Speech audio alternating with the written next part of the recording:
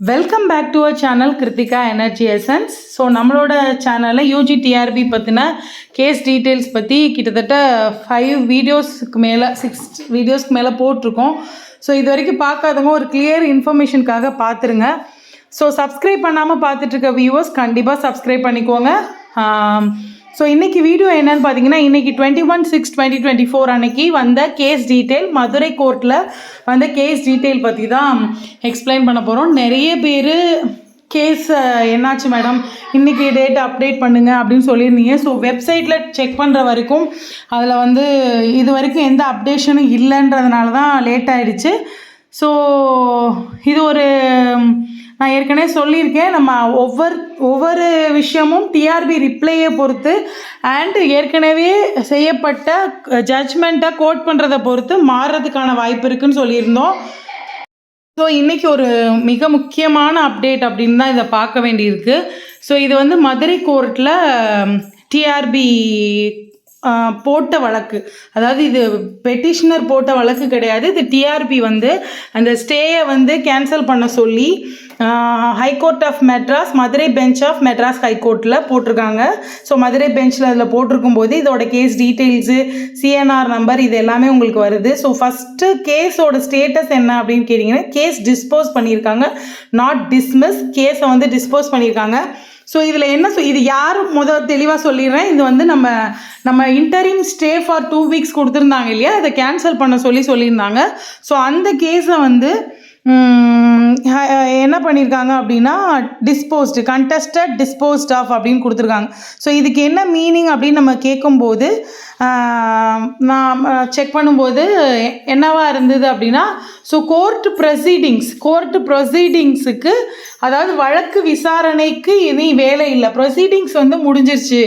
ஆனால் தீர்ப்பு என்ன சொல்லியிருக்காங்க அப்படின்னா, நீங்கள் ரிட் பெட்டிஷன், ஏற்கனவே ஒரு பெட்டிஷனர் கொஸ்டின் கேட்டிருக்காங்க, என்சிடி ப்ரப்போசல் பற்றி கொஸ்டின் கேட்டிருக்காங்க. அந்த கொஸ்டினுக்கு நீங்கள் பதில் சொல்லாமல் நீங்கள் ஸ்டேவை வெக்கேட் பண்ணுங்கள், அதாவது ஸ்டேவை வாபஸ் வாங்குங்க அப்படின்னு நீங்கள் கேட்குறது தவறு. ஸோ டீச்சர் ரெக்ரூட்மெண்ட் போர்டு தான் ஃபஸ்ட்டு, அப்போ அவங்க போட்ட பெட்டிஷன். அடுத்த ஜனனியோட advocate, panel council for NCD, memo of appearance filed. So state of Tamil Nadu கவுன்சிலை சேர்க்குறாங்க. So national council for teacher education அப்படிங்கும்போது இந்த டெட் வெயிட்டேஜ் மார்க்கு இதோடதும் சேருது. ஸோ இதில் கிட்டத்தட்ட 3-4 கேஸ் சேர்ந்து தான் ஃபைல் ஆகிருக்கு. ஏன்னா நீங்கள் அடுத்ததில் பார்த்தீங்கன்னா தெரியும். ஸோ இதில் என்ன சொல்லியிருக்காங்க அப்படின்னா, இது என் case disposed, selection list release ஆக போகுது அப்படின்னு சில இதில் என்னோடதில் கமெண்ட் பண்ணியிருந்தீங்க.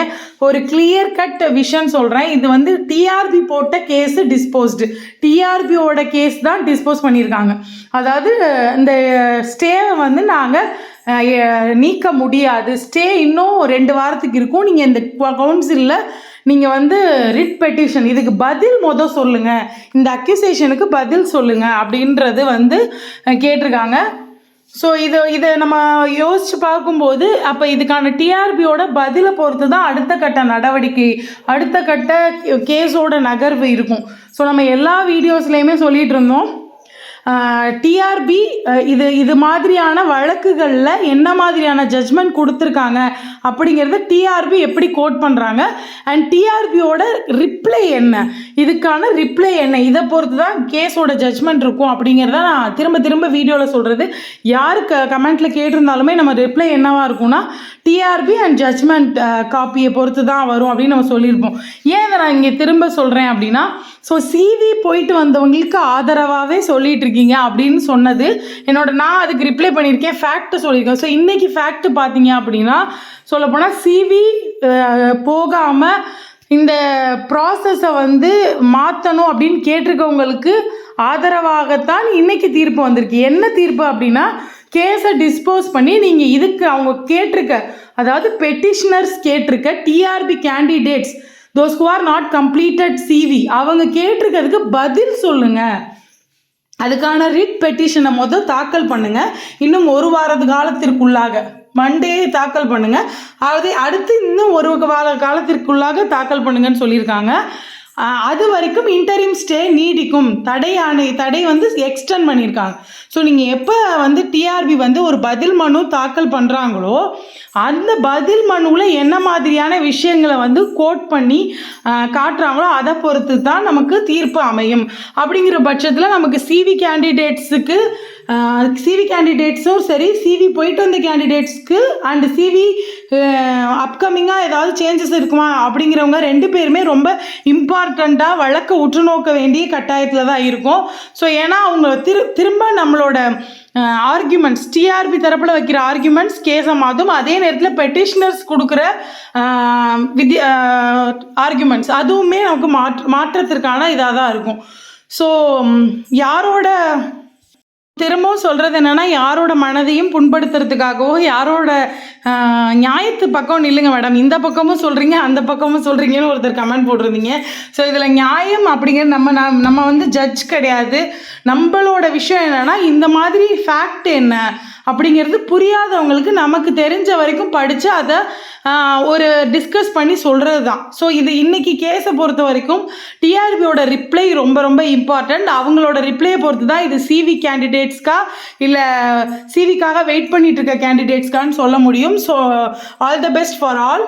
ஸோ இப்போ பிஜிடிஆர்பி இங்கிலீஷ்க்கும் சைக்காலஜிக்கும் நியூ பிகினிங் 17/6/2024 நம்ம ஒரு பேட்ச் ஸ்டார்ட் பண்ணியிருக்கோம். Daily 10 questions and week test and month test இருக்குது.